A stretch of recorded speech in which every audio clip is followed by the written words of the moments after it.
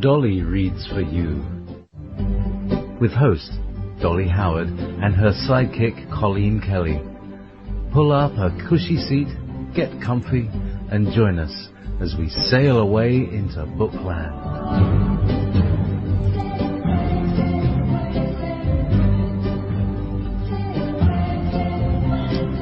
You're listening to Wolf Spirit Radio.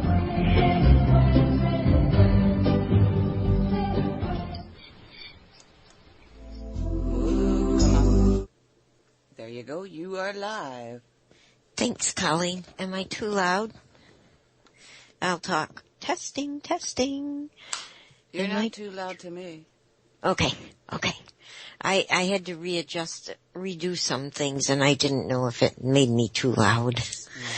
And I'm excited, and I tend to talk loudly when I'm excited. Okay, go do your stuff, and I'll be okay. Okay. Thanks, Colleen. Mm-hmm. And good morning. Poor Colleen, she fell asleep. She does weird hours, you know.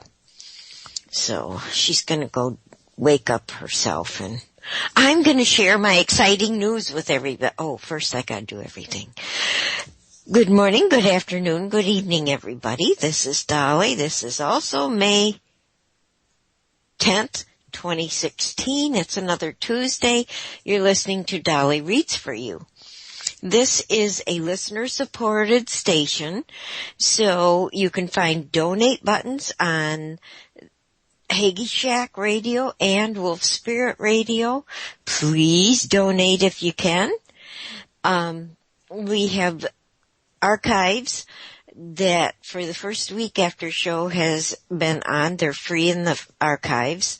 And then after that, it's $5 a month, and you'll have to redo the $5 each month. It's not automatically done.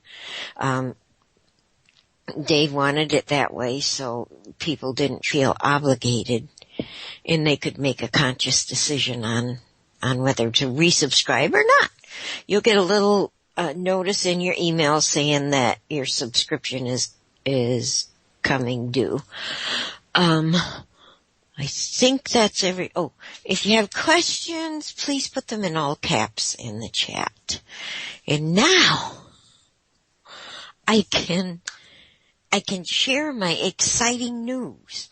You know, Nancy and Colleen on their Say What program last Saturday had Christia Cummings Slack as their guest. She's the angel medium. Well, they were discussing how angels want to be asked to do things for us, but they can't really do things for us unless we ask them to do things. And that really got my attention, especially when Christia said, imagine yourself standing in the middle of a football field on the emblem thing and look all around to where people's would be. Imagine seeing light beings everywhere in that stadium, where they sit, where they stand, things like that. She said, those are your angels, guardian angels, I was thinking in my head parking angels, because I always ask a parking angel to give me the front row parking spot, and I get it when I ask. But anyway, the stadium is full of angels, and they're your angels. Plus, there's more outside. So I was thinking, gosh, if I have that many angels and they're just waiting for me to ask them something, and this was yesterday I thought of this. So I thought, I'm going to ask my angels for some help. So I said, okay, my angels, will you please work with Sherry, Shannon, Chase, Jake, and Logan's angels? Sherry is my youngest daughter, Shannon her husband, and the Chase, Jake, and Logan are her boys, my grandsons. So I said, please work with their angels. Work it out. Everything's perfect for their move. The boys are happy where they are. They're happy in school. Work it out so that they have the perfect situations for the boys in school and personally for Sherry and Shannon, their housing situation, their jobs. Let everything be the perfect scenario for them. 10 minutes later, Sherry calls me all excited. I got goosebumps. My hairs are standing up. Sherry said, Mom. I said, what? Because Sherry gets excited like I do. She said, we got housing. We're going to get housing on Patrick Air Force Base. And this puzzled me a bit, and I was excited for her. Oh, good. I'm so glad. I said, is Shannon going back in the service? She said, no, it's in the retirement section. They have a section there where retired GIs can rent houses. So it's like base housing. It's base housing for the retired Air Force peoples. And then she called me back a little bit later. We talked for quite a while over there. I was telling her, I explained to her, I had just asked the angels. I said, when did you find this out? I just asked the angels. She said she had just found it out before she called me, so that's how fast the angels work. You better be ready for your life to spin fast, 'cause it works fast. So then she calls me back a little later and she says, Mom! I said, what? She said, the guy who is my boss at the commissary here just called me. I said, okay. She said, the guy who is the head of the commissary at Patrick Air Force Base called him, talked to him about her, and told the St. Louis guy to give Sherry the Patrick Air Force guy's phone number and name and have her call him. So she called him back, left a message, and she said, I think they're going to start me right away. But she had been told that she wouldn't be able to start right away because there's a long list of people wanting to have jobs there and yada yada. So she was really feeling kind of down. And she said, my boss thinks he's going to offer me a job right away. I said, well, you know, I talked to the angels. You got to be ready for this stuff. Sherry says, then maybe I better sit by the phone. I said, yeah, maybe you better. So when he calls back, you'll be right there. So, then I was having some difficulty opening the dill relish jar. I could not get the damn thing open for nothing. So I thought, well, you know, I've been having such good luck with the angels, so I said, angels, I need help opening this jar. So I thought I was going to have to do real hard like before, and I put my hand on the top of the lid. The thing opened up like nothing. They opened my jar for me. I'm telling you guys, it's real.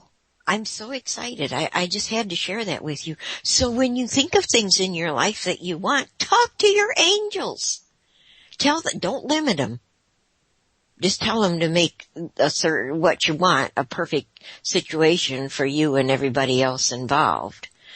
So don't limit them because you'll get more than what you even asked for. It's incredible. So then Sherry called me this morning at 8:30 in the morning and woke me up. And she was all excited. The guy called her. She got a job there. She starts the 1st of June, and it'll only be 24 hours a week to start with. But she got her foot in the door. And then I just talked to Shannon, like 10 minutes to 2 because I wanted to check in with him. And he said they were working on getting the paperwork together, but his printer broke, so he had to go out and buy a new printer. But yesterday we were discussing because Patrick Air Force Base wanted $100 deposit, money order deposit. And I said, well, call them back, ask them if the bank can transfer it to them or if there's a way that you can get it to them really fast. Well, Shannon said he talked with him again yesterday a couple of times and then again this morning. He's They went this morning and they got their retirement paperwork through the Air Force because they were still listed as, what's that word? Active? Oh, oh, I'm sorry, you scared me. Sorry. I thought you were busy. Yes, they were still on active duty. But as of June 1st, they'll be retired. So they went and they got their active duty paperwork switched to the retired paperwork so that they could send that to Patrick Air Force Base because Patrick Air Force Base told them yesterday they needed that. So they went this morning, they got that done, and they can fax that paperwork over to Patrick, and they can also fax a copy of the cashier's check for $100 to hold the house. And Patrick Air Force Base told Shannon not to worry because he was concerned. He told him Sherry starts her job the 1st of June and they really need to be able to count on housing and not spend hotel money, motel money, whatever. And so the guy said, oh, there's several houses opening up. You get your paperwork in and I'm pretty sure you're going to be okay because we're sending through your background info right now. So, and they thought they were going to have to stay with us until they could find housing because things just weren't happening. And Shannon and Sherry were really panicking. And now Shannon's kind of panicking because it's happening so fast. And I told him, Shannon, be prepared because you're going to get the perfect job in the perfect place. He really wants a certain place where he's going to be working with NASA. It's been his goal since he was a kid. And it's working out. He's got a friend there who's making this opening for him. And so he said, now if I could just hear from them. I said, Shannon. And he was thanking me for asking my angels to work with his angels and then those angels to work with whoever they needed to work with. But he was thanking me over and over for talking to the angels because he said, after you did that, everything started happening so fast yesterday that he could hardly keep up. And I said, well, you just be ready for that job, Shannon, for your job. It's going to happen. It's in the process. I just had to share that with everybody. You have the power. You have your angels and they want to work for you. I mean, Christy has said those words and I'm thinking, oh yeah, right, I've heard this crap before. It works! I am living proof it works. They even will open your dill relish jar. Try it. Don't believe me. Go out and try it for yourselves. Okay. I just had to share all that with you. And I'll keep you apprised as to Shannon's job situation. Now, Colleen, the card. Do you have the card? I do have the card. Why don't you think about it 3 times, give us a few seconds, and then say it. Okie dokie. Oh, we gotta tell them. It's gonna be 10 through ace. Where are you, Colleen? I'm in a tunnel. You're in a tunnel? Yeah. Well, that's kind of weird. Well, I guess it's you that's in the tunnel. Well, when I talk, though, it sounds like tunnelish. Not to me, you don't. Unless well, shoot, you shouldn't be. Well, here, let me try something here. How's that? Is that better? Let's see. Oh, yes. Okay. Yeah, this is normal now. Alrighty. So, okay, the card. Jack of Diamonds. Oh, man. I had a Jack of Clubs. I don't know what they had out there. It's going to take them 2 minutes to get the message. Oh my gosh, I'm just so excited. Okay. Oh yeah, I would be too. And now I had to go get a new chair yesterday. Net made sure she got home in time we could get over there by 5, because it takes her at least 45 minutes to get home from Sarasota, and she left at 4 on time. So we got over and got me a new chair, because my chair broke and it was sitting me on the floor. Yeah. So I have a new chair too. Okay, I wonder, did they get their card yet? Did they? I'm not seeing any responses. Me neither. Oh, you know, that's catchy. I'm sorry. We used to do that at work, and we'd be on it all damn morning. Yeah. I'm still waiting for my coffees. I didn't even get a chance to make me a cup of coffee.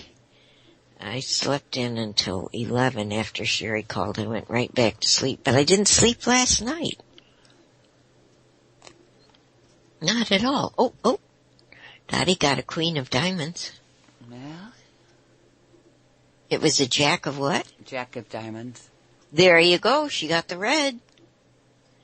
Cool. Wrong, she says. Yeah, but you got the diamond, Dottie. Vanessa was like me in the black. I think I had clubs, jack of clubs, and she had the 10 of spades. Huh.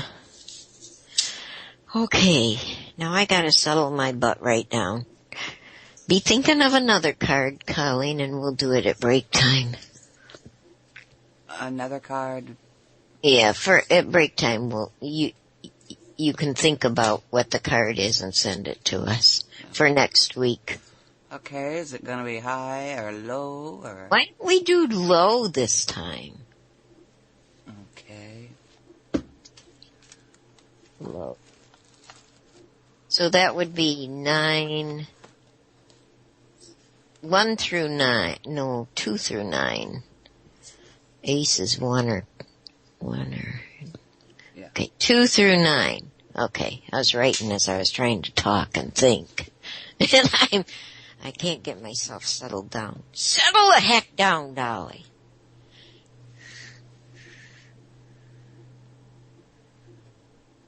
Okay.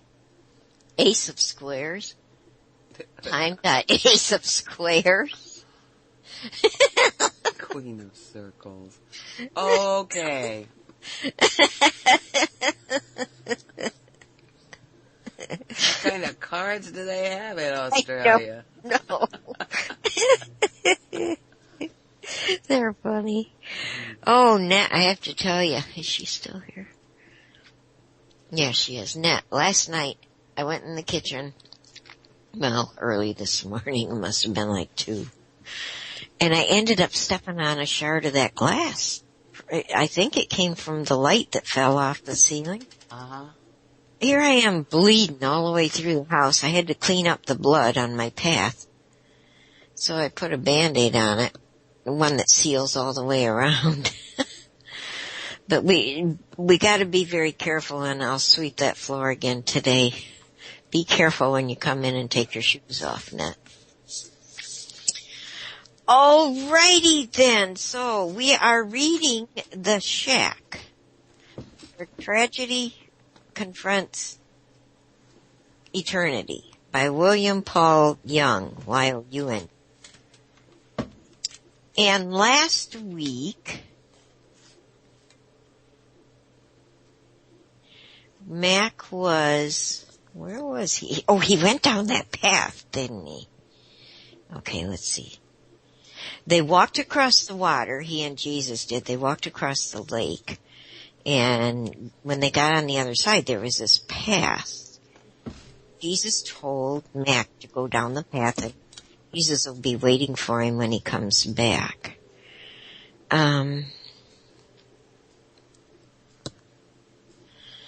Jesus ignored it. Jesus stopped to throw a rock. Okay. Jesus stopped just as he was about to throw a rock. One last thing that I want you to remember about this conversation, Mac, before you go. He tossed the rock. Mac looked up surprised. Before I go? Jesus ignored his question. Mac, just like love, Submission is not something you can do, especially not on your own. Apart from my life inside you, you can't submit to Nan or your children or anyone else in your life, including Papa. You mean, Mac quipped, that I can't just ask, what would Jesus do? Jesus chuckled. Good intentions, bad idea. Let me know how it works for you. If that's the way you choose to go. He paused and grew sober. Seriously, my life was not meant to be an example to copy. Being my follower is not trying to be like Jesus. It means your independence is killed. I came to give you life, real life, my life. We will come and live our life inside you, so that you begin to see with our eyes and hear with our ears and touch with our hands and think like we do. But we will never force that union on you. If you want to do your thing, have at it. Time is on your side. This must be the dying daily that Sarayu was talking about, said Mac and nodded. Speaking of time, said Jesus, turning and pointing at the path that led into the forest at the end of the clearing, you have an engagement. Follow that path and enter where it ends. I'll wait for you here. As much as he wanted to, Mac knew that it would be no use to try to continue the conversation. In thoughtful silence, he put on his socks and shoes. They were not totally dry by this time, but not too uncomfortable. Standing up without another word, he squished his way toward the end of the beach, stopped for a minute to look once more at the waterfall, jumped over the little brook, and entered the woods to find a well-maintained and marked path. Let's see, hold on. I had to open this in case Colleen says something to me. I want to see it. Oh, Dolly, now what'd you do? There we go. Okay. All right. Chapter 11. Here come the judge. Whoever undertakes to set himself up as a judge of truth and knowledge is shipwrecked by the laughter of the gods. Albert Einstein. O my soul, be prepared for him who knows how to ask questions. T.S. Eliot. Mac followed the trail that wound past the waterfall, away from the lake, and through a dense patch of cedar trees. It took less than 5 minutes to reach an impasse. The path took him directly to a rock face, the faint outline of a door barely visible on the surface. Obviously, he was meant to enter, so he hesitatingly reached out and pushed. His hand simply penetrated the wall as if it weren't there. Mac continued to move cautiously forward until his entire body passed through what appeared to be the solid stone exterior of the mountain. It was thick black within, and he could see nothing. Taking a deep breath and with his hands outstretched in front of him, he ventured a couple of small steps into the inky darkness and stopped. Fear seized him as he tried to breathe, unsure whether or not to continue. As his stomach clenched, he felt it again, the great sadness, settling on his shoulders with its full weight, almost suffocating him. He desperately wanted to back out into the light, but in the end, he believed that Jesus would not have sent him in there without a good purpose. He pressed in further. Slowly, his eyes recovered from the shock of moving from daylight into such deep shadows, and a minute later they adjusted enough to make out a single passageway curving off to his left. As he followed it, the brightness at the entrance behind him faded and was replaced by a faint luminosity reflecting off the walls from somewhere ahead. Within 100 feet, the tunnel had turned abruptly to his left, and Mac found himself standing at the edge of what he assumed was a huge cavern. although initially it seemed to be only a vast empty space. The illusion was magnified by the only light present, a dim radiance that encircled him, but dissipated within 10 feet in every direction. Beyond that he could see nothing, only inky blackness. The air in the place felt heavy and oppressive, with an attending chill that fought to take his breath away. He looked down and was relieved to see a faint reflection off a surface. Not the dirt and rock of the tunnel, but a floor, smooth and dark like polished mica. Bravely taking a step forward, he noticed that the light circle moved with him, illuminating a little more of the area ahead. Feeling more confident, he began to slowly and deliberately walk in the direction he had been facing, focusing on the floor for fear it might at any moment drop away beneath him. He was so intent on watching his feet that Mac blundered into an object in front of him and almost fell. It was a chair. A comfortable-looking wooden chair in the middle of nothing. Mac quickly decided to sit and wait. As he did, the light that had assisted him continued to move forward as he had kept walking. Directly in front of him, he now could make out an ebony desk of considerable size, completely bare. And then he jumped when the light coalesced on one spot, and he finally saw her.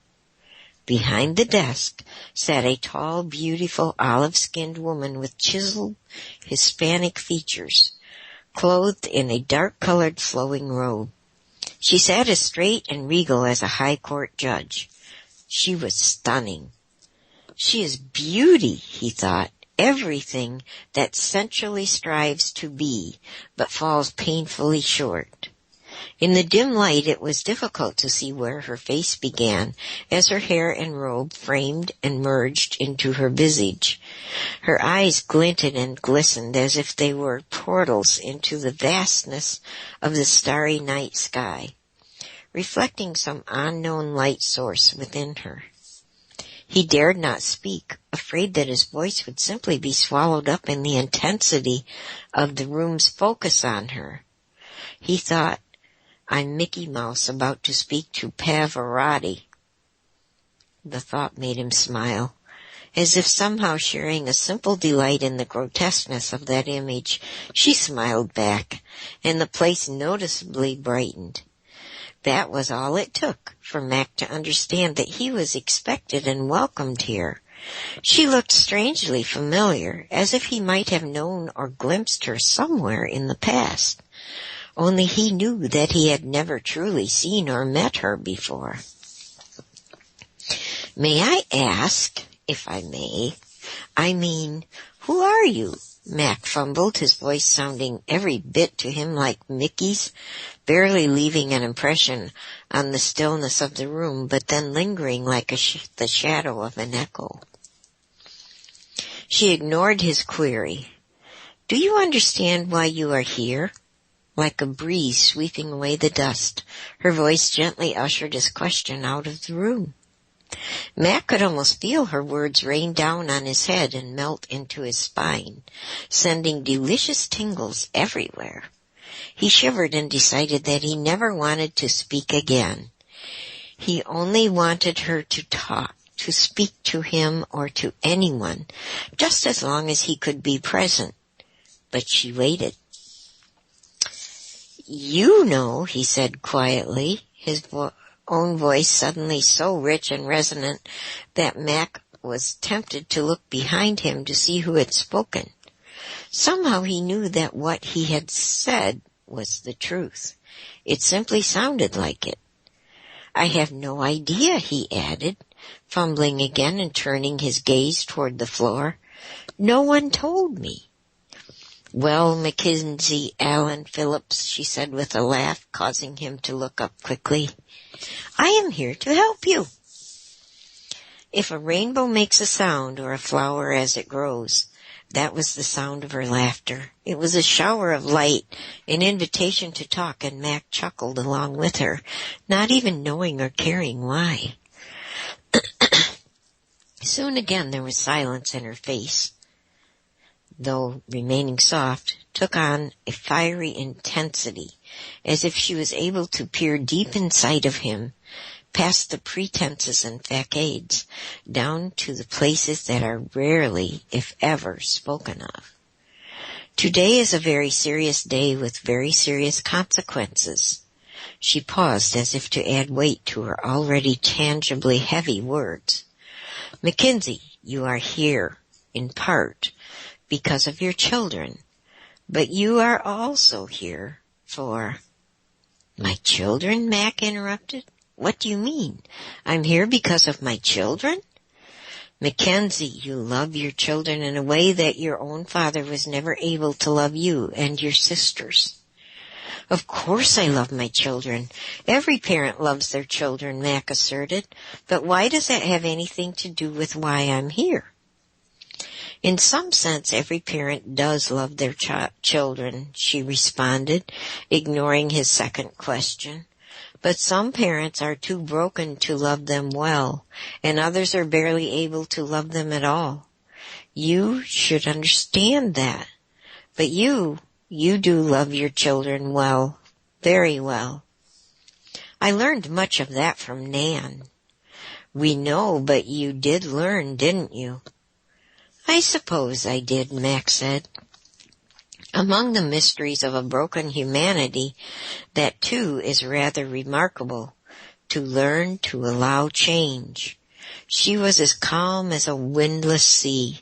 So then, Mackenzie, may I ask, which of your children you love the most? Mac smiled inside. As the kids had come along, he had wrestled to answer this very question. I don't love any of them more than any of the others. I love each of them differently, he said, choosing his words carefully. Explain that to me, Mackenzie, she said with interest. Well, each of my children is unique, and that uniqueness and special personhood calls out a unique response from me. Mac settled back into his chair. I remember after John, my first, was born, I was so captivated by the wonder of who this little life was that I actually worried. Seemed more like a bitter pill that he now refused to swallow. He tried to relax to cover his emotions, but by the look in her eyes, he knew it was too late. She mused. Something I said bothered you, Mackenzie. Her gaze now made him uncomfortable. He felt exposed. Mackenzie, she encouraged, is there something you would like to say? The silence left by her question now hung in the air. Max struggled to retain his composure. He could hear his mother's advice ringing in his ears. If you don't have anything nice to say, better not speak at all. Well, no, not really, Mackenzie said. Mackenzie, she prompted, this is not a time for your mother's common sense. This is a time for honesty, for truth. You don't believe that Father loves his children very well, do you? You don't truly believe that God is good, do you? Is Missy his child? Max snapped. Of course, she answered. Then no, he blurted, rising to his feet. I don't believe that God loves all of his children very well. He had said it, and now his accusation echoed off whatever walls surrounded the chamber. While Max stood there, angry and ready to explode, the woman remained calm and unchanging in her demeanor. Slowly she rose from her high-backed chair, moving silently behind it and motioning him toward it. Why don't you sit here? Is that what honesty gets you, the hot seat? He muttered. But he didn't move. He simply stared back at her. Mackenzie. She remained standing behind her chair. Earlier I began to tell you why you are here today. Not only are you here because of your children, but you are here for judgment. Uh-oh.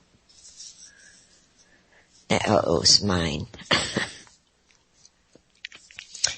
As the word echoed in the chamber, panic rose inside Mac like a swelling tide, and slowly he sank into his chair.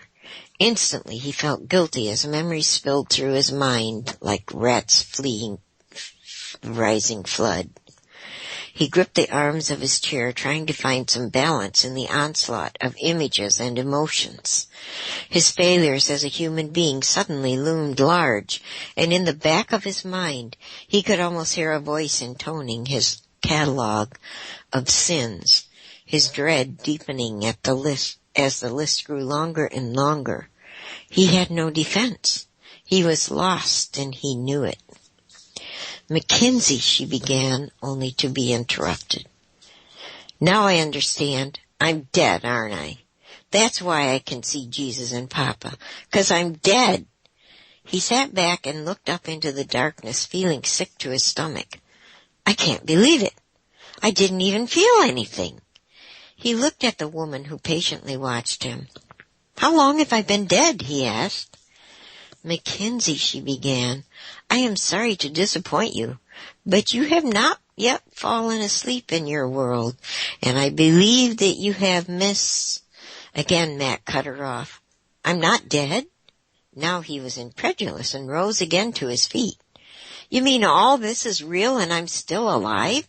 But I thought you said I came here for judgment." "I did," she stated matter-of-factly, a look of amusement on her face. "But judgment? And I'm not even dead?" A third time he stopped her, processing what he'd heard, anger replacing his panic. This hardly seems fair. He knew his emotions were not helping. Does this happen to other people getting judged? I mean, before they're even dead? What if I change? What if I do better the rest of my life? What if I repent? What then? "Is there something you wish to repent of, Mackenzie?" she asked, unfazed by his outburst. Max slowly sat back down. He looked at the smooth surface of the floor and then shook his head before answering. "I wouldn't know where to begin," he mumbled. "I'm quite a mess, aren't I?" "Yes, you are." Mac looked up and she smiled back. "You are a glorious, destructive mess, Mackenzie, but you are not here to repent, at least not in the way you understand. Mackenzie, you are not here to be judged."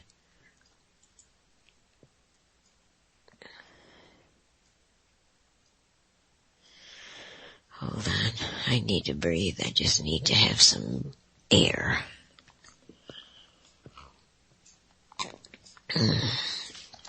"Okay. But," he said, "I thought you said that I was here for judgment?" She remained cool and placid as a summer breeze as she finished his question. "I did, but you are not on trial here." Mac took a deep breath, relieved by her words. "You will be the judge?" The knot in his stomach returned as he realized what she had finally said. Finally, he dropped his eyes to the chair that stood waiting for him. "What? Me? I'd rather not," he paused. "I don't have any ability to judge." "Oh, that is not true," returned the quick reply, tinged now with a hint of sarcasm. "You have already proven yourself very capable, even in our short time together. And besides, you have judged many throughout your life. You have judged the actions and even the motivations of others, as if you somehow knew what those were in truth. You have judged the color of skin and body language and body odor. You have judged history and relationships. You have even judged the value of a person's life by the quality of your concept of beauty. By all accounts, you are quite well practiced in the activity." Mac felt shame reddening his face. He had to admit he had done an awful lot of judging in his time, but he was no different from anyone else, was he? Who doesn't jump to conclusions about others from the way they impact us? There it was again, his self-centered view of the world around him. He looked up and saw her peering intently at him, and quickly looked down again.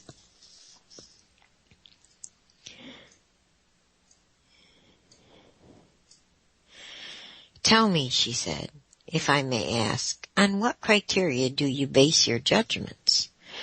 Mac looked up and tried to meet her gaze, but found that when he looked directly at her, his thinking wavered. To peer into her eyes and keep a train of coherent and logical thought seemed impossible. He had to look away and into the darkness of the corner of the room, hoping to collect himself. "Nothing that seems to make much sense at the moment," he finally admitted, his voice faltering. "I confess that when I made those judgments, I felt quite justified. But now—" "Of course you did," she said it like a statement of fact, like something routine, not playing for even a moment upon his evident shame and distress. "Judging requires that you think yourself superior over the one you judge. Well, today you will be given the opportunity to put all your ability to use. Come on," she said, patting the back of the chair. "I want you to sit here, now." Hesitatingly but obediently he walked toward her and the waiting chair. With each step he seemed to grow smaller, or they both grew larger. He couldn't tell which.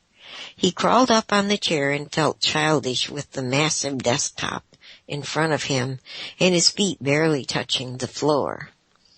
And ... "Just what will I be judging?" he asked, turning to look up at her. "Not what," she paused and moved to the side of the desk. "Whom?" His discomfort was growing in leaps and bounds, and sitting in an oversized regal chair didn't help any.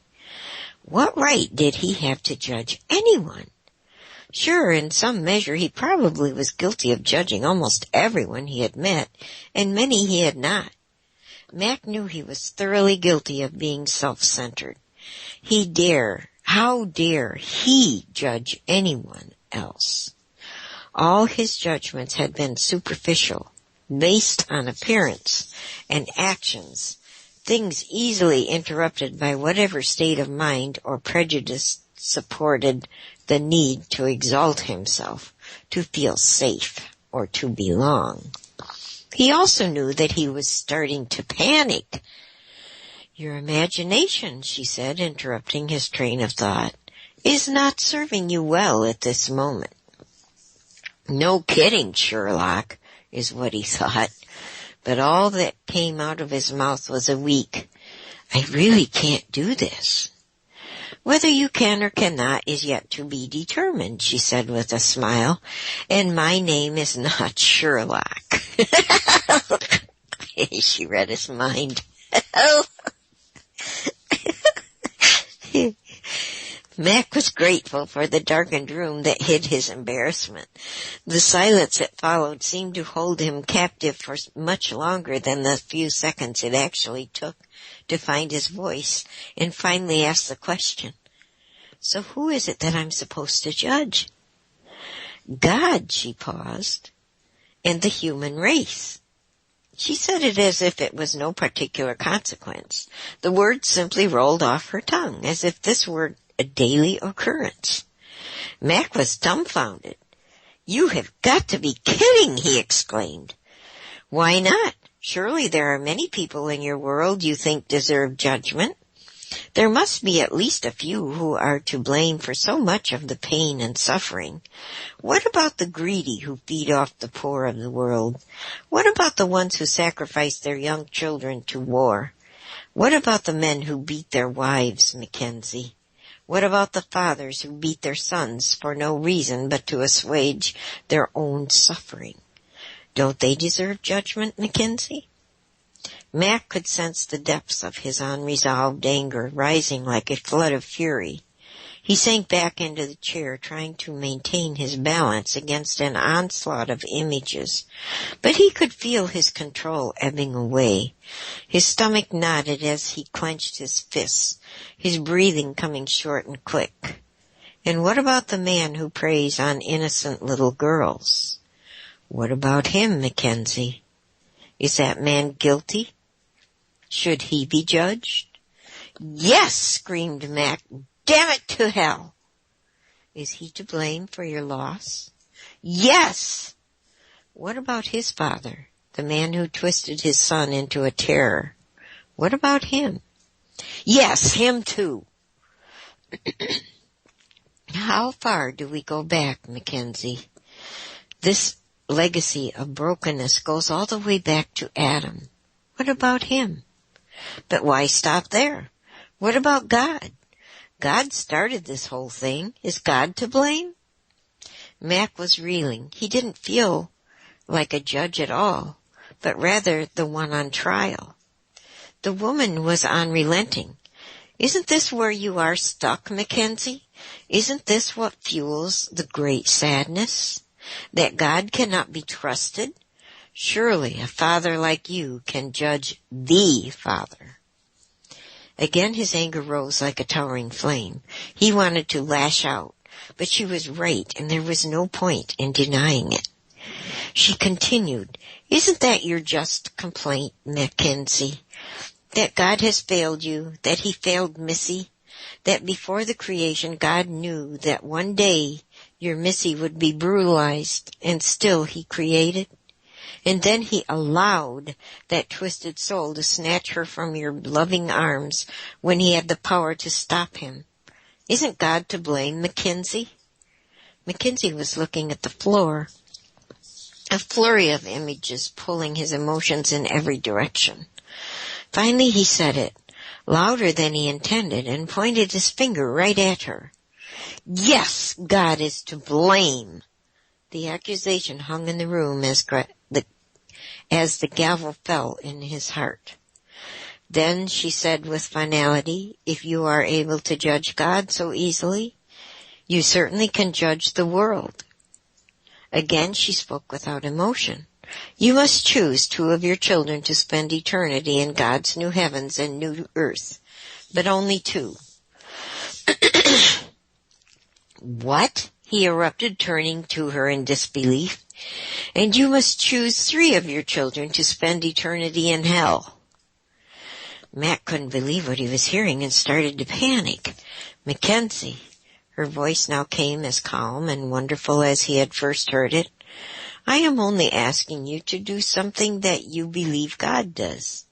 He knows every person ever conceived, and he knows them so much more deeply and clearly than you will ever know your own children.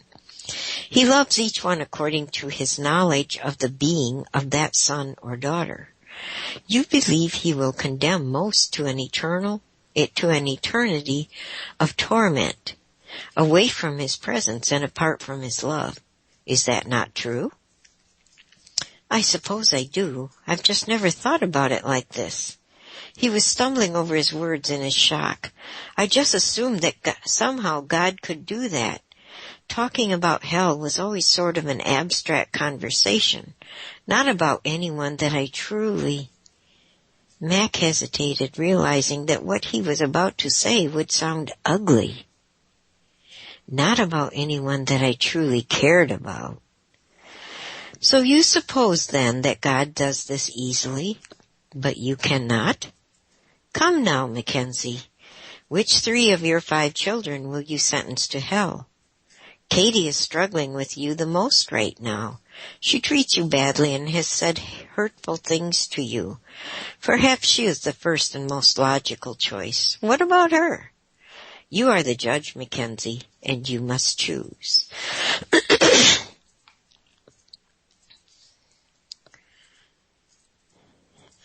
I don't want to be the judge, he said, standing up, Mac's mind racing. This couldn't be real. How could God ask him to choose among his own children? There was no way he could sentence Katie or any of his other children to an eternity in hell just because she had sinned against him. Even if Katie or Josh or John or Tyler committed some heinous crime, he still wouldn't do it. He couldn't. For him, it wasn't about their performance. It was about his love for them. I can't do this, he said softly. You must, she replied. I can't do this, he said louder and more vehemently. But you must, she said again, her voice softer.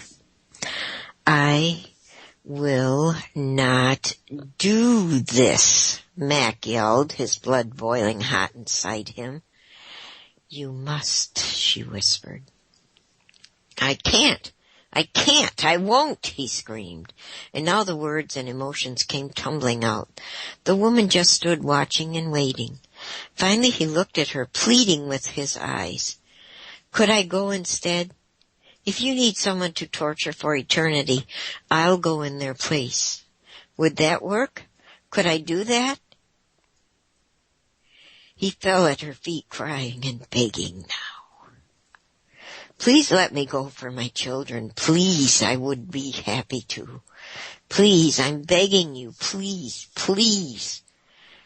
Mackenzie, she whispered, and her words came like a splash of cool water on a brutally hot day. Her hands gently touched his cheeks as she lifted him to his feet. Looking at her through blurring eyes, he could see that her smile was radiant. Now you sound like Jesus. You have judged well, Mackenzie. I am so proud of you. But I haven't judged anything, Mac offered in confusion. Oh, but you have. You have judged them worthy of love, even if it costs you everything. This is how Jesus loves. When he heard the words, he thought of his new friend waiting by the lake. And now you know Papa's heart, she added, who loves all her children perfectly.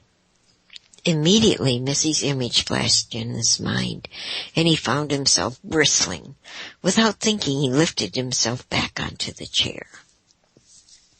What just happened, Mackenzie? She asked. He saw no use in trying to hide it. I understand Jesus' love, but God is another story. I don't find them to be alike at all. You haven't enjoyed your time with Papa? She asked, surprised. No, I love Papa, whoever she is. She's amazing, but she's not anything like the God I've known. Maybe your understanding of God is wrong. Maybe I just don't see how God loved Missy perfectly. So the judgment continues, she said with a sadness in her voice. That made Mac pause, but only for a moment. What am I supposed to think? I just don't understand how God could love Missy and let her go through that horror. She was innocent. She didn't do anything to deserve that. I know. Mac continued, did God use her to punish me for what I did to my father? That isn't fair. She didn't deserve this. Nan didn't deserve this. Tears streamed down his face. I might have, but they didn't. Is that who your God is, Mackenzie? It is no wonder you are drowning in your sorrow. Papa isn't like that, Mackenzie. She's not punishing you or Missy or Nan. This was not her doing. But she didn't stop it. No, she didn't. She doesn't stop a lot of things that cause her pain. Your world is severely broken. You demanded your independence, and now you are angry with the one who loved you enough to give it to you? Nothing is as it should be, as Papa desires it to be, and as it will be one day. Right now your world is lost in darkness and chaos, and horrible things happen to those she is especially fond of. Then why doesn't she do something about it? She already has. You mean what Jesus did? Haven't you seen the wounds on Papa too? I didn't understand them. How could she? For love, she chose the way of the cross, where mercy triumphs over justice because of love. Would you instead prefer she'd chosen justice for everyone? Do you want justice, dear Judge? And she smiled as she said it. No, I don't, he said as he lowered his head.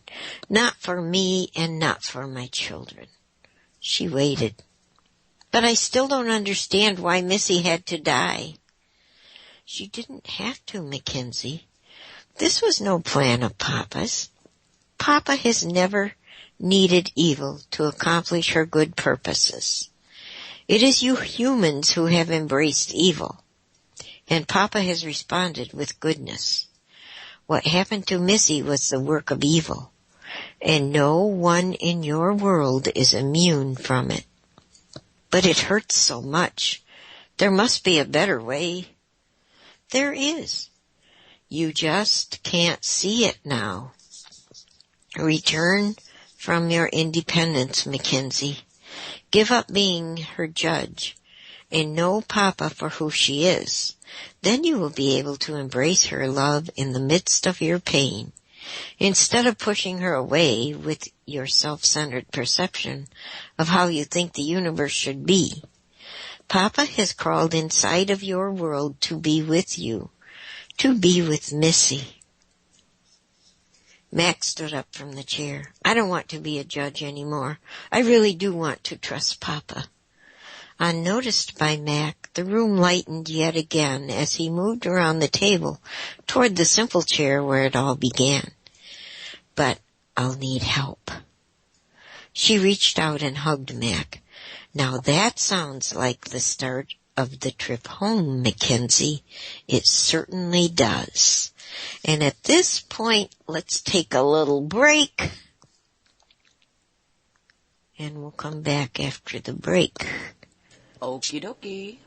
We'll be back in about 4 minutes and 44 seconds. Thank you, Colleen. You're welcome, hon. See you on the other side, guys.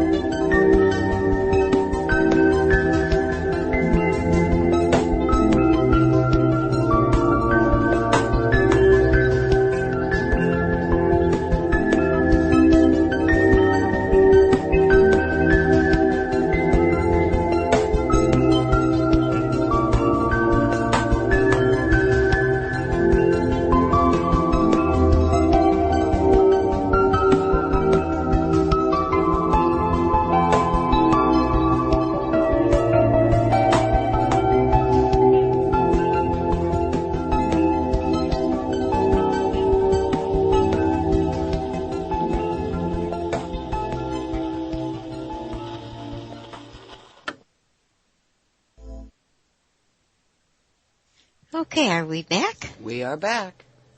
Alrighty. Let's see. Okay. Where am I? Okay. She reached out and hugged Mac. Now that sounds like the start of the trip home, Mackenzie. It certainly does. He said he'll need help. The quiet of the cavern was suddenly broken by the sound of children's laughter. It seemed to be coming through one of the walls, which Mac could now clearly see as the room continued to brighten. As he stared in that direction, the stone surface grew increasingly translucent, and daylight filtered into the cave. Startled, Mac peered through the haze and finally could make out the vague shapes of children playing in the distance. "Those sound like my kids," Mackenzie exclaimed, his mouth open in astonishment. Moving to the wall, the mist parted as if someone had drawn a curtain, and he was unexpectedly looking out across the meadow back toward the lake. In front of him loomed the backdrop of high snow-covered mountains, perfect in their majesty, dressed in heavenly wooded forests. And nestled at their feet, he could clearly see the shack, where he knew Papa and Sarayu would be waiting for him. A large stream tumbled out of nowhere directly in front of him and flowed into the lake alongside fields of high country flowers and grasses. The sounds of birds were everywhere, and the sweet scent of summer hung rich in the air. All this Mac saw, heard, and smelled in an instant. But then his gaze was drawn to movement, to the group playing along an eddy near where the stream flowed into the lake, less than 50 yards away. He saw his children there, John, Tyler, Josh, and Kate. But wait, there was another. "Oh, come on, Dolly." He gasped, trying to focus more intently. Moving toward them, he pushed up against an unseen force as if the stone wall were still invisibly in front of him. Then it became clear. Missy! There she was, kicking her bare feet in the water as if she heard him. Missy broke from the group and came running down the trail that ended directly in front of him. "Oh my God, Missy!" he yelled, and tried to move forward through the veil that held them separated. To his consternation, he ran into a power that would not allow him to get closer. As if some magnetic force increased in direct opposition to his effort, deflecting him back into the room. "She cannot hear you." Mac didn't care. "Missy!" he screamed. She was so close, the memory that he had been trying so hard not to lose, but had felt slowly slipping away, now snapped back. He looked for some kind of handhold, as if he could pry whatever it was open and find some way to get through to his daughter. But there was nothing. "Just a minute, guys. Okay, come on." Meanwhile, Missy had arrived and stood directly in front of him. Her gaze was clearly not at him, but at something that was in between, larger and obviously visible to her, but not to him. Mac finally quit fighting the force field and half turned to the woman. "Can she see me? Does she know that I am here?" he asked desperately. "She knows that you are here, but she cannot see you." From her side, she is looking at the beautiful waterfall and nothing more, but she knows you are behind it.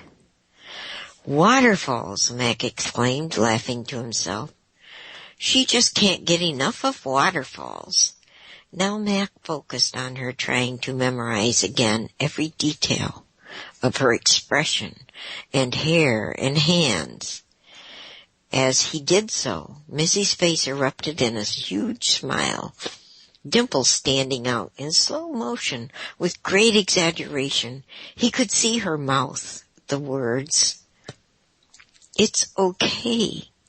And now she signed the words, love you. It was too much, and Mac wept for joy. Still he couldn't stop looking at her, watching her through his own cascading waterfall.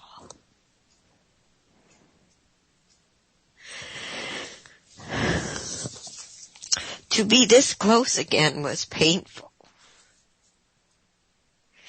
To see her standing in that missy way, with one leg forward and a hand on her hip, wrists inward. She's really okay, isn't she? More than you know. This life is only the anteroom. Oh, I'm sorry, I gotta take a second. Stop it, Dolly. Oh, goodness sake.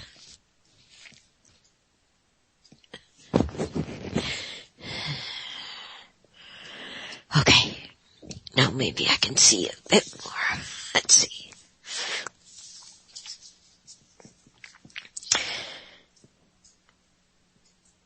More than you know, she's okay. This life is only the anteroom of a greater reality to come. No one reaches their potential in your world. It's only preparation for what Papa had in mind all along. Can I get to her? Maybe just one hug and a kiss, he begged quietly.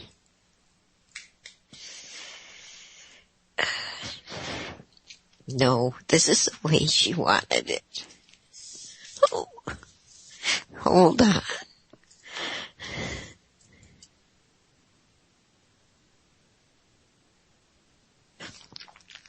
Okay, angels, I need you to help me get through this.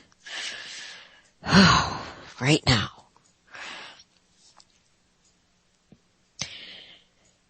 She wanted it this way. Mac was confused. Yes, she is a very wise child, our Missy. I am especially fond of her. Are you sure she knows I am here? Yes, I am sure, she assured Mac.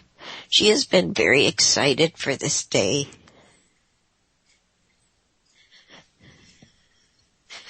To play with her come on.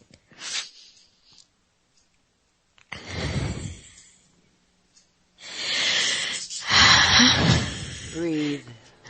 I'm trying. I can't have... I know. Go ahead. No big deal, girl. Oh, my goodness.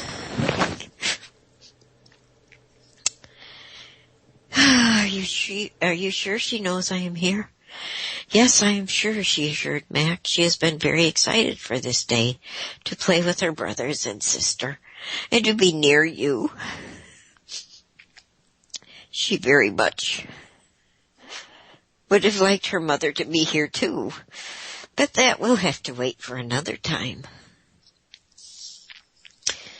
Mac turned toward the woman. Are my other children really here? They are here, but they aren't. Only Missy is truly here. The others are dreaming, and each will have a vague memory of this.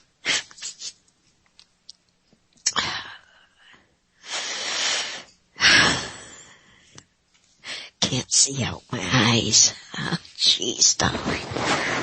Such a sap. Some in greater detail than others, but none fully or completely. This is a very peaceful time of sleep for each of them, except Kate. This dream will not be easy for her. Missy, though, is fully awake. Mac watched every move his precious Missy was making. Has she forgotten me, he asked. Forgiven me. Forgiven you for what? I failed her, he whispered. It would be her nature to forgive if there were anything to forgive, which there is not. But I didn't stop him from taking her. He took her while I wasn't paying attention. His voice trailed off. If you remember, you were saving your son. Oh my gosh. Where is this? I'm sorry, you guys. I am a big sap. If you remember, you were saving your son. Only you in the entire universe believed that somehow you are to blame. Missy doesn't believe that, neither does Nan or Papa. Perhaps it's time to let that go. That lie. And Mackenzie, even if you had been to blame, her love is much stronger than your fault could ever be. Just then someone called Missy's name, and Mac recognized the voice. She shrieked with delight and started to run back toward the others. Abruptly she stopped and ran back to her daddy.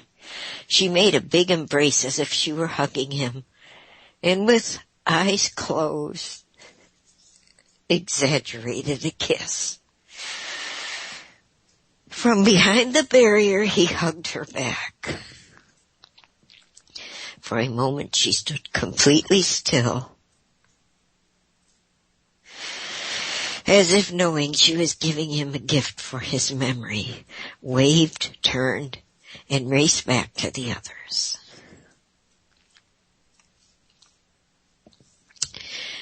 And now Matt could clearly see the voice that had called her his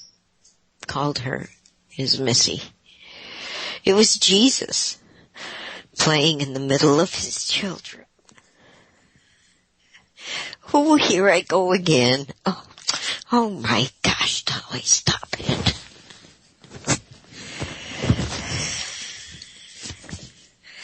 I have such a vivid imagination. I can see and feel all this happening. Okay, now where's Jesus? He's playing with the kids. He swung her around twice before putting her back on her feet. And then everyone laughed before hunting for smooth stones to skip across the surface of the lake. The voicing of their joy was a symphony to Mac's ears, and as he watched, his tears flowed freely.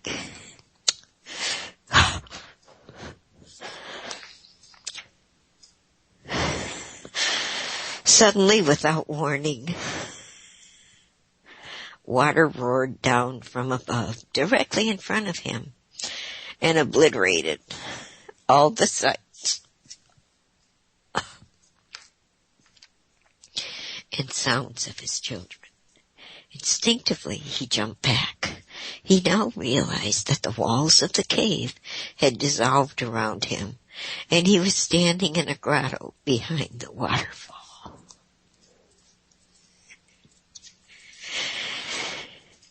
Mac felt the woman's hands on his shoulders. Is it over? He asked.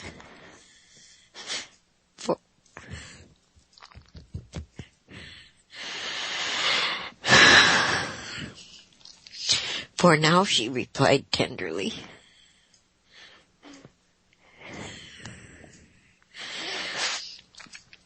Mackenzie, judgment is not about destruction, but about setting things right. Mackenzie smiled. I don't feel stuck anymore. She steered him gently toward the side of the waterfall until he could once again see Jesus on the shore. Sorry, I got a moment again, guys. Sorry. Oh, come on, Dolly.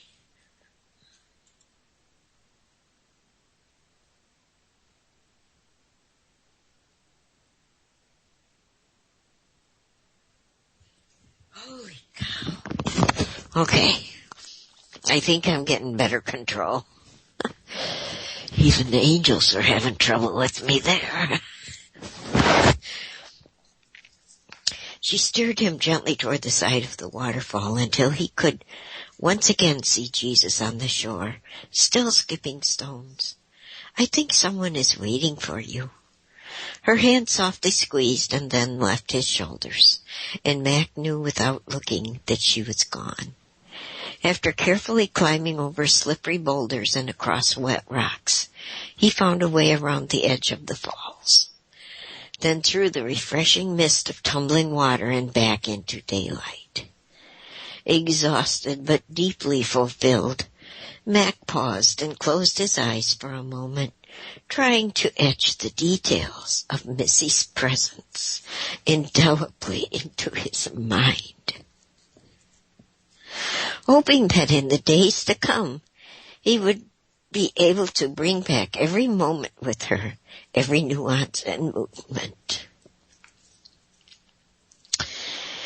And suddenly he missed Nan so very, very much. That's the end of chapter 11. Okay, I'm gonna wipe my tears. I did that memory thing with Stan. We were lying in bed next to each other one night, and I had this overwhelming feeling I had to do this. I had to memorize him.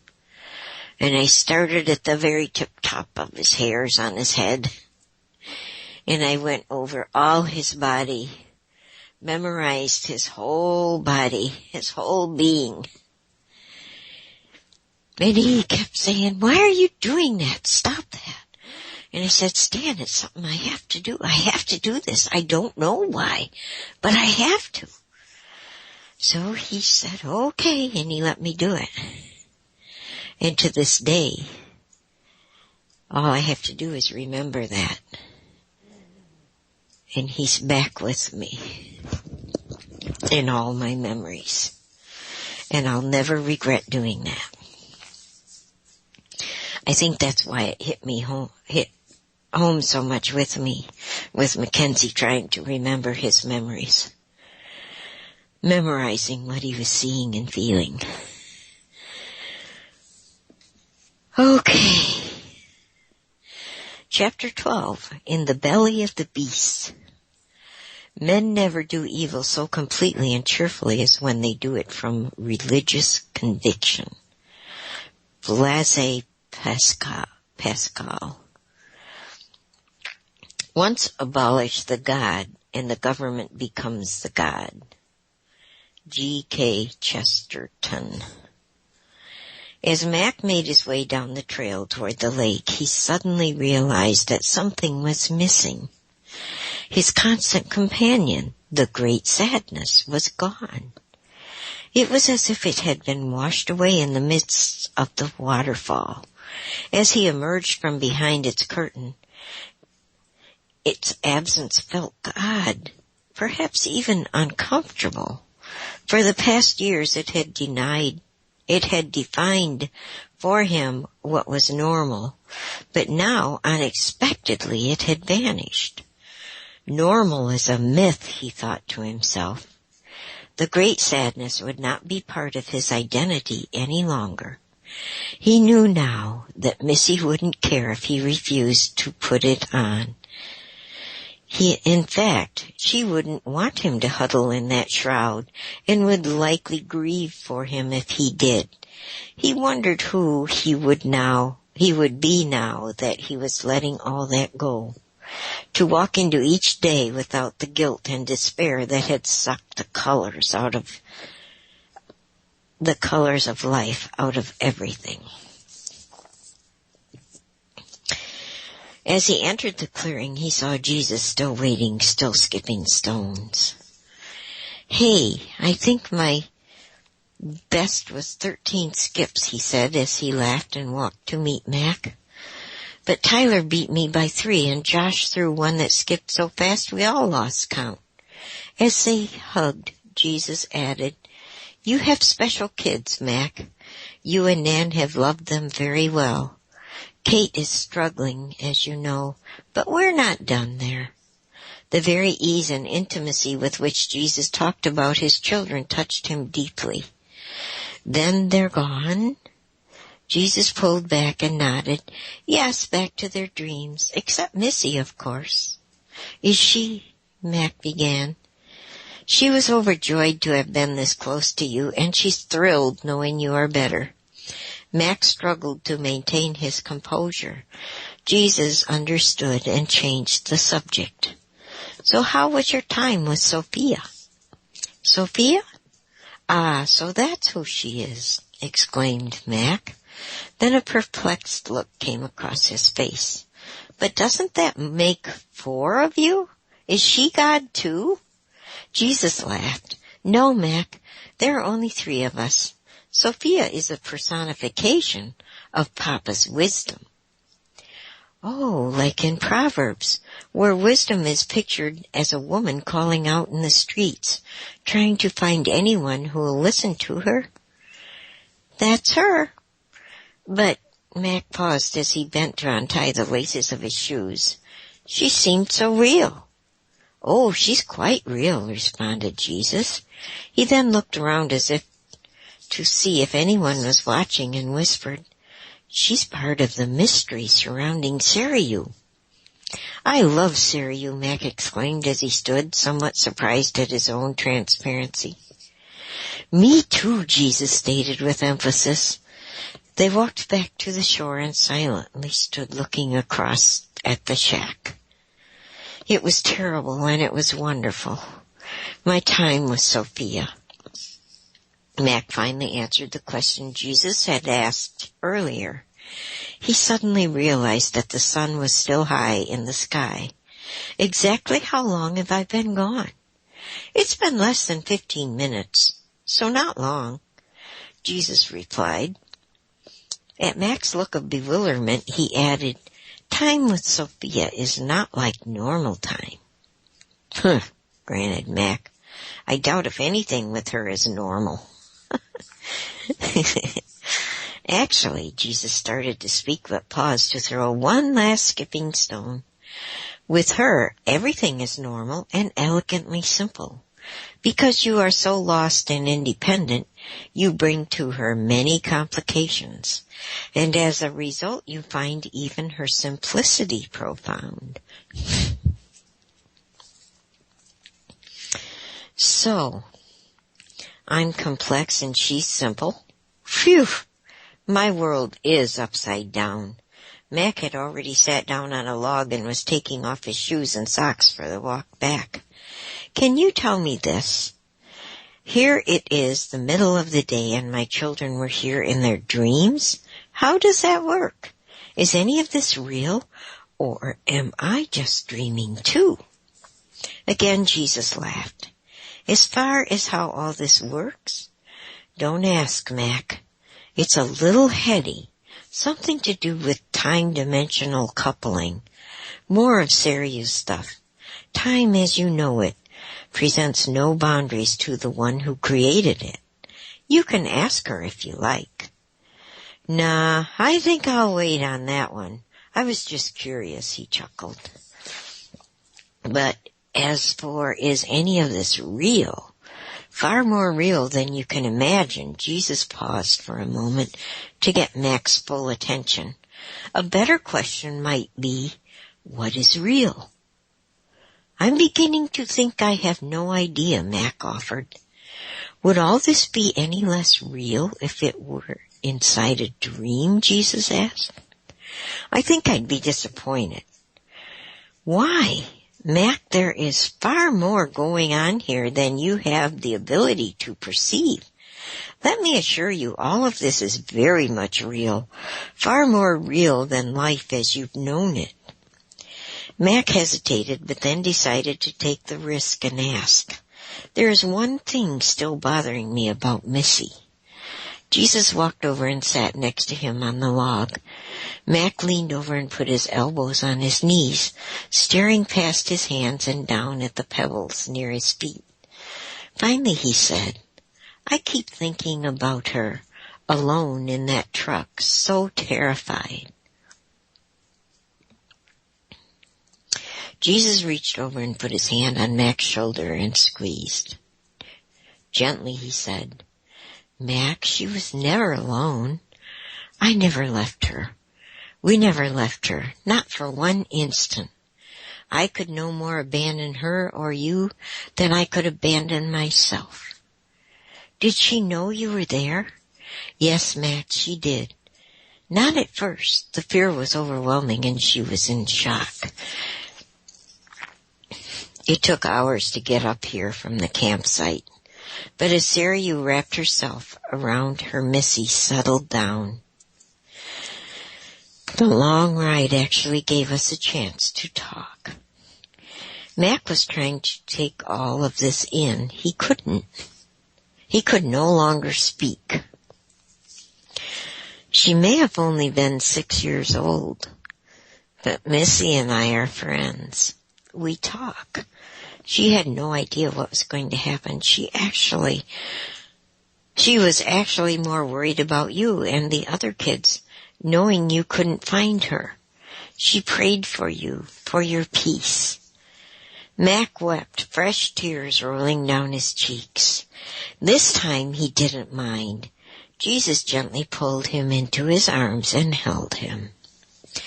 Mac, I think you want to know all the details. I'm sure they won't help you. But I can tell you there was not a moment that we were not with her. She knew my peace, and you would have been proud of her. She was so brave. The tears flowed freely now, but even Mac noticed this time it was different. He was no longer alone. Without embarrassment, he wept onto the shoulder of this man he had grown to love. With each sob, he felt the tension drain away, replaced by a deep sense of relief. Finally, he took a deep breath and blew it out as he lifted his head. Then, without another word, he stood up, slung his shoes over one shoulder, and simply walked onto the water. Although he was a little surprised when his first step found the lake bottom up to his ankles, he didn't care. He stopped, rolled up his pant legs above his knees, just to be sure, and took another step into the shockingly cold water. This one took him up to mid-calf, and the next up to just below his knees. His feet still on the lake bottom, he looked back to see Jesus standing on the shore with his arms folded across his chest, watching him. Mac turned and looked toward the opposite shore. He wasn't sure why it wasn't working this time, but he was determined to press on. Jesus was there, so he had nothing to worry about. The prospect of a long and cold swim was not too thrilling, but Mac was sure he could make it across if he had to.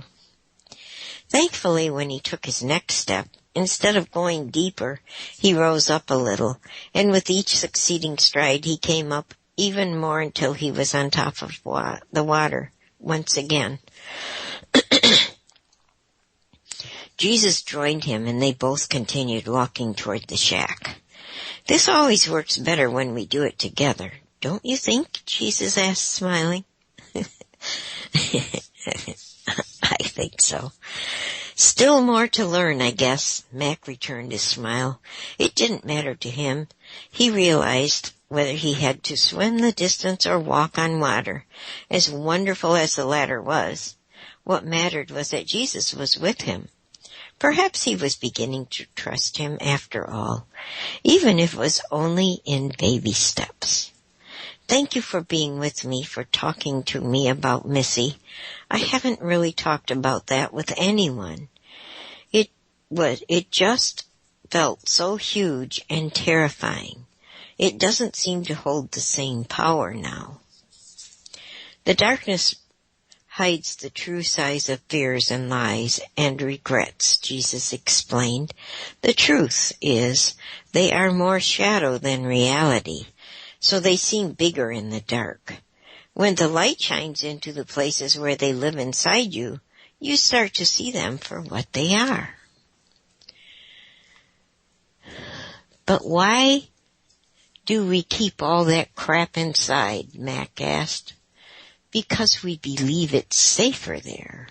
And sometimes when you're a kid trying to survive, it really is safer there. Then you grow up on the outside, but on the inside, you're still that kid in the dark cave surrounded by monsters. And out of habit, you keep adding to your collection. We all collect things we value, you know. This made Max smile.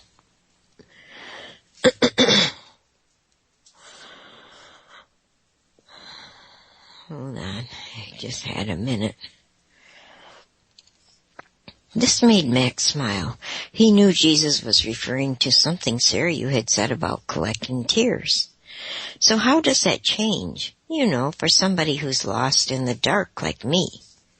Most often, pretty slowly, Jesus answered. Remember, you can't do it alone. Some folks try with all kinds of coping mechanisms and mental games, but the monsters are still there, just waiting for the chance to come out. So what do I do now? What you're already doing, Mac, learning to live loved. It's not an easy concept for humans. You have a hard time sharing anything. He chuckled and continued. So yes, what we desire is for you to turn to us. And then we come and make our home inside you. And then we share. The friendship is real, not merely imagined. We're meant to experience this life, your life, together in a dialogue, sharing the journey. You get to share in our wisdom and learn to love with our love, and we get to hear you grumble and gripe and complain. And Mac laughed out loud and pushed Jesus sideways. Stop, Jesus yelled and froze where he stood. At first Mac thought he might have offended him, but Jesus was looking intently into the water. Did you see him? Look here. He comes again. What? Mac stepped closer and shielded his eyes to try to see what Jesus was looking at. Look, look, shouted Jesus in a hushed sort of way. He's a beauty. Must be about 2 feet long. And then Mac saw him, a huge lake trout gliding by only a foot or two beneath the surface, seemingly oblivious to the commotion he was causing above him. I've been trying to catch him for weeks, and here he comes just to bait me, he said with a laugh. Mac watched amazed as Jesus started to dodge this way and that, trying to keep up with the fish, and finally gave up. He looked at Mac excited as a little kid. Isn't he great? I'll probably never catch him. Mac was bewildered by the whole scene. Jesus, why don't you just command him to, I don't know, jump into your boat or bite your hook? Aren't you the Lord of creation? Sure, said Jesus, leaning down and running his hand over the water. But what would be the fun in that, eh? He looked up and grinned. Mac didn't know whether to laugh or cry. He realized how much he had come to love this man who was also God. Jesus backed up, and together they continued their meandering toward the dock. Mac ventured another question. Can I ask, why didn't you tell me about Missy earlier, like last night or a year ago, or don't think we didn't try? Have you noticed that in your pain you assume the worst of me? I've been talking to you for a long time, but today was the first time you could hear it. And all those other times weren't a waste either. Like little cracks in the wall, one at a time but woven together, they prepared you for today. You have to take the time to prepare the soil if you want it to embrace the seed. I'm not sure why we resisted you so much, Mac mused. It seems kind of stupid. It's all part of the timing of grace, Mac, Jesus continued. If the universe contained only one human being, timing would be rather simple. But add just one more, and well, you know the story. Each choice ripples out through time and relationships, bouncing off other choices. And out of what seems to be a huge mess, Papa weaves a magnificent tapestry. Only Papa can work all this out, and she does it with grace. So I guess all I can do is follow her, Mac concluded. Yep, that's the point. Now you're beginning to understand what it means to be truly human. They reached the end of the dock and Jesus leaped up onto it, turning to help Mac. Together they sat down at its end and dangled their bare feet in the water, watching the mesmerizing effects of the wind on the surface of the lake. Mac was the first to break the silence. Was I seeing heaven when I was seeing Missy? It looked a lot like here. Well, Mac, our final destiny is not the picture of heaven that you have stuck in your head. You know, the image of pearly gates and streets of gold. Instead, it's a new cleansing of this universe, so it will indeed look a lot like here. Then what's with the pearly gates and gold stuff? That stuff, my brother, Jesus began, lying back on the dock and closing his eyes against the warmth and brightness of the day, is a picture of me and the woman I'm in love with. Mac looked at him to see if he was joking, but it was obvious he wasn't. It is a picture of my bride, the church, individuals who together form a spiritual city with a living river flowing through the middle, and on both shores trees growing with fruit that will heal the hurts and sorrows of the nations. And this city is always open, and each gate into it is made of a single pearl. He opened one eye and looked at Mac. That would be me. He saw Mac's question and explained, Pearls, Mac, the only precious stone made by pain, suffering, and finally, death. I get it. You are the way in, but Mac paused, searching for the right words. You're talking about the church as this woman you're in love with. I'm pretty sure I haven't met her. He turned away slightly. She's not the place I go on Sundays, Max said, more to himself than to Jesus, unsure if that was safe to say out loud. Mac, that's because you're seeing only the institution, a man-made system. That's not what I came to build. What I see are people and their lives, a living, breathing community of all those who love me, not buildings and programs. And that's where we're going to stop for today, because we need to have Colleen think about the card for us. Okie dokie. Hold on a minute. Okay, I'm trying to get the book marked. And I got to remember to put it in the forum. Oh, and I got to go in the forum. Vanessa was saying it changed a bit. I haven't seen the change in it. Well, she'll be glad to know that I put up 3 posts yesterday, or early this morning, I'm not sure which. Good. You and your sleeping hours. I know, I didn't go to bed. I think it was 5 this morning. Oh my gosh. I was with you though. I did turn the TV off at 5. Oh, did you? Mm-hmm. Ah. And I told myself, now you have to go to sleep. And that's the time Annette gets up and starts getting ready, and I stay out of her way. Mm. Anyway, I want to tell everybody, I'm really sorry I broke up so bad. But thank you for hanging in there with me. We just have to get through the little hard spots, and we'll do it. Oh, don't you be sorry. That really broke me up. I was memorizing Stan. Yeah. It's a good thing to do. So, did you think of your card? I have. And we're doing, just to refresh everybody and me, we are doing the lower cards. Where did I put that doggone thing? I lost my note. Oh, no. Oh, here it is. Okay, I found it. Here it is. We're doing the low cards between 2 through 9. And then we're going to do the suits of the heart, diamond, club spade thing.